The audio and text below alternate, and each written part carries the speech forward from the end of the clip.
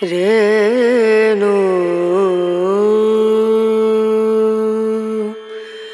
Rana Ra.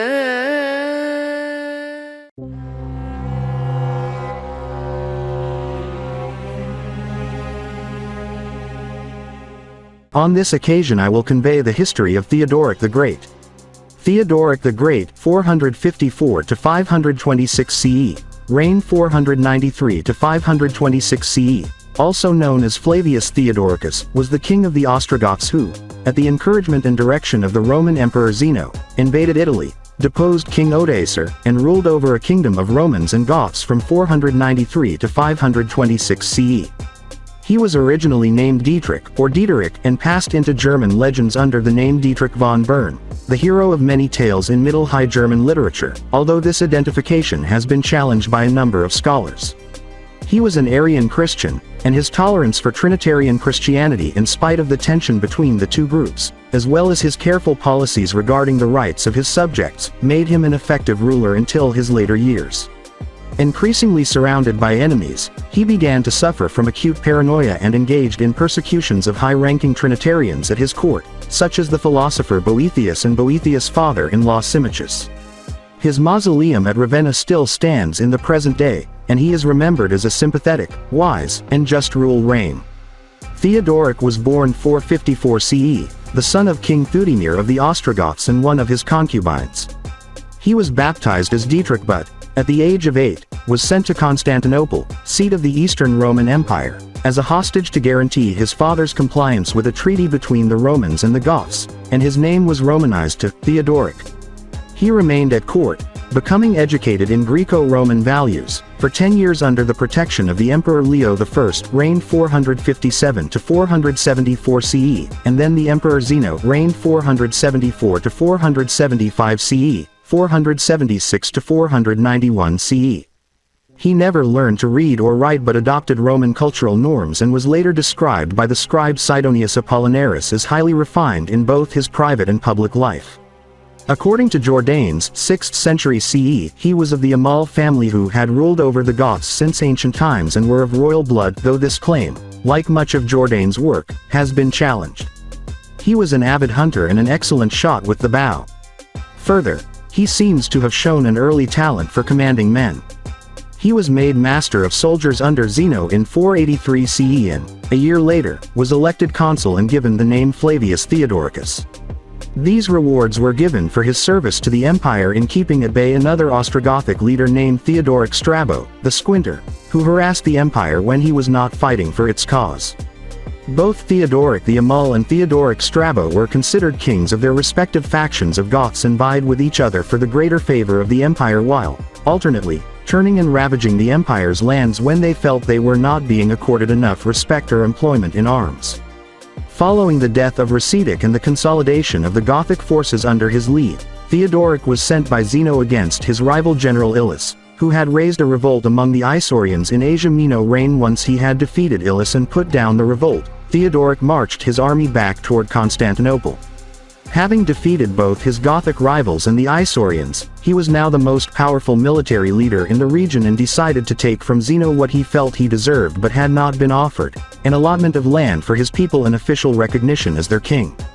He began a systematic campaign against the empire and the emperor who had brought him to reign. Having been raised at the court, Theodoric understood well how military might translate it to political power and raided those cities and villages that he had formerly protected.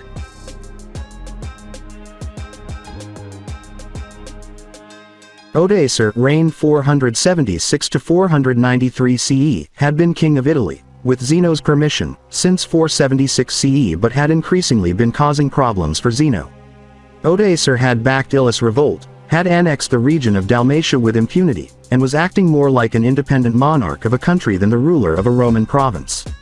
Zeno needed to rid himself of Odoacer and Theodoric both, and it is thought that he considered this solution the best, as one of them was certain to kill the other and he would then have only a single problem to deal with. Theodoric, for his part, seized on the opportunity for further military glory and, if he won, a land for his people and his own legitimate rule. He invaded Italy, ravaging the land, and encountered his first resistance from the Gepid people at the Vuka River in 488 CE. It is unknown whether they were allied with Odoacer or simply protecting their lands from invasion, but they were quickly defeated and slaughtered by Theodoric's forces. Theodoric marched on and met Odoacer's forces in battle at the Isongzo Bridge the 28th of August 489 CE, where Odoacer was defeated. He retreated to Verona with Theodoric in pursuit and they clashed again on the 29th of September 489 CE. Odoacer was again defeated. He then fled to Ravenna and prepared the city's defenses, while Theodoric continued his conquest of the country. Trusting Tufa's gesture of submission and allegiance, Theodoric sent him in command of his elite troops to Ravenna to capture Odoacer. Tufa had only been feigning loyalty to the conqueror, however, and betrayed the troops to Odoacer's soldiers. The elite force was destroyed, and Theodoric suffered his first serious defeat on Italian soil. Wolfram, 281. Odovacar left Ravenna and took the battle to the enemy who repeatedly repelled him. Tufa met Frederick of the Rudi in battle in August of 491 CE and both were killed. Hostilities continued until the 25th of February 493 CE, at which time John, the Bishop of Ravenna, brokered a treaty by which Odoacer and Theodoric would rule jointly. Theodoric rode into Ravenna the 5th of March 493 CE and, on the 15th of March, at a formal dinner held to celebrate the treaty, Theodoric murdered Odoacer by stabbing him to death. Odoacer's last words were, "Where is God?" To which Theodoric replied, "This is what you have done to my people," in reference to his supposed oppression of the Goths in Italy and his decimation of the Rudi tribe, who were related to the Goths. Odoacer had ruled Italy prudently, and Theodoric inherited a kingdom of substantial wealth. The land had been destroyed by years of war, however, and so Theodoric's first priority was restoration.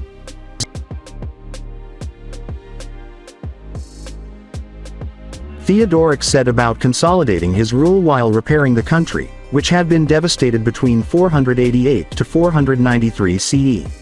Many of the forests had been destroyed, either decimated in battle or cut down for defense, and with no trees to absorb rainwater, a number of regions were regularly flooding while others, stripped of their topsoil by battle, were arid. Theodoric had swamps drained, trees planted, and was able to employ expert well borers to drill wells, create irrigation ditches, and cultivate the land. He ruled over a diverse populace of Goths and Romans and issued edicts to ensure fair representation before the law. Further, the country was divided along religious lines, with most Romans adhering to Trinitarian Christianity and most Goths following the Arian understanding of Christianity. Theodoric, himself an Arian, mandated tolerance of religious differences and hoped to unite his kingdom completely under his rule, no matter his subjects' nationality or religious beliefs. To this end, it is thought, he needed to legitimize his past and create for himself and his people a pedigree worthy of a king who would be respected by both Goths and Romans. The primary source on the history of the Goths is Jordanes' Getica from the 6th century, which was written as a synopsis of the earlier work of Cassiodorus 485 c.585 CE, Theodoric's master of offices and, therefore, chief scribe. Cassiodorus was a Roman and so imbued his history of the Goths with Roman ideals and a narrative that would appeal to a Roman audience, as Jordanes also would do later. The Gothic history of Cassiodorus, now lost, is believed to have taken some genuine aspects of the history of the Goths and framed them in traditional Roman narrative form, adding those elements the writer thought desirable, in order to create a noble history of the ruling party in Italy. It has been noted that Jordanes himself writes that he made the origin of the Goths into Roman history, and, as he was following Cassiodorus led, the former is thought to have done so also. What impact the work of Cassiodorus had on the populace in general is not fully known, but it raised Theodoric's stature among the elite and whether he was a member of the Amal family, and whether that family had actually accomplished what Cassiodorus' work claimed, he was now considered a legitimate Roman ruler instead of a barbarian king. Zeno was dead by the time Theodoric assassinated Odoacer and Anastasius I was emperor. Reign in 497 CE. Anastasius I officially recognized Theodoric as king of the Goths and the Romans. Although legitimized on paper, and now formally recognized by the Roman Empire, Theodoric understood he needed more than this to establish himself securely on the throne. He had sent one of his daughters, Theodogotha, to be married to King Alaric II of the Visigoths in 494 CE and another daughter, Ostrogotha, as wife to Sigismund of the Burgundians in 496 CE. He himself had married Ottofleda, sister of King Clovis I of the Franks, shortly after his victory over Odoacer in 493 CE. By these alliances he hoped to form a kingdom in which all the former peoples known to the Romans as barbarian tribes could live together peacefully.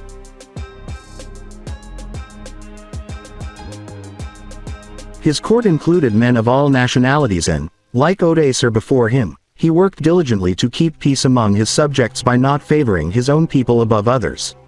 The Edictum Theodorici of 512 CE reformed his earlier laws to make it clear that everyone in his kingdom had access to the same rights under the law, in this case, criminal law.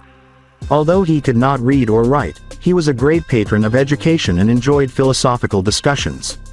He encouraged literacy among the people and kept at his court the philosopher Boethius 480 to 524 CE. He provided regular entertainment for his subjects in the revival of the circus spectacles of Rome and initiated a program by which the poor received free supplies of corn.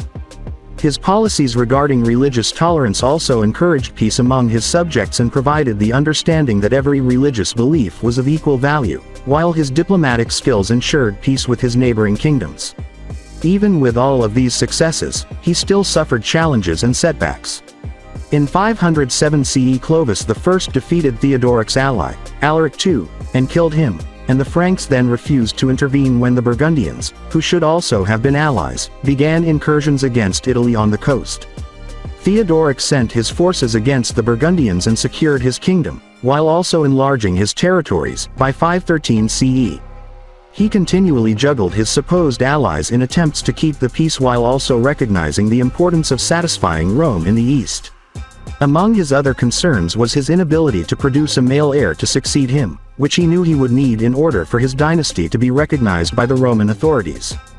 Unable to produce this heir, he named his grandson Athalaric. His successor reign. Athalaric was the son of Theodoric's daughter Amalasuntha and the Visigothic prince Eutharic. Eutharic died early in the marriage, and Amalasuntha remained a widow, so the young prince Athalaric was the only choice left but, more importantly, by naming him heir, Theodoric brought the Visigothic kingdom under his rule, in that their prince was now heir to his throne. Feeling more secure in his rule, Theodoric now seemed to change in both his private and public political life. Hulsel writes, he increasingly adopted a quasi-imperial style. Theodoric had not been above this type of posturing earlier in his reign, but it became more noticeable in the latter stages, and associated with a change in ideology. 290. Part of this change in ideology was a stricter adherence to his own Arianism at the expense of Trinitarians.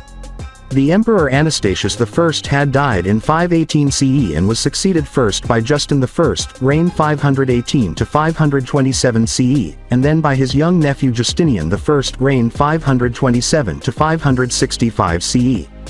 Under Justin's rule, Justinian played an active role in policy, and among these policies was a persecution of Arian Christians in Constantinople. Justinian I was a Trinitarian and considered Arianism a heresy and a danger to the true church. In response, Theodoric began his own persecution of Trinitarians in Italy, which, of course, led to tensions between his kingdom and Constantinople. In the year 523 CE, the ex-consul Albinus was charged with treason for alleged correspondence with the Emperor Justin. The philosopher Boethius came to his defense and was also charged and later executed. His father-in-law Symmachus soon followed him. The purge of Trinitarian Catholics would have no doubt accelerated, but Theodoric's health began to fail and he died in 526 CE after 30 years as king. That's the history that I can convey this time. I hope it's useful. Don't forget to share, like and subscribe.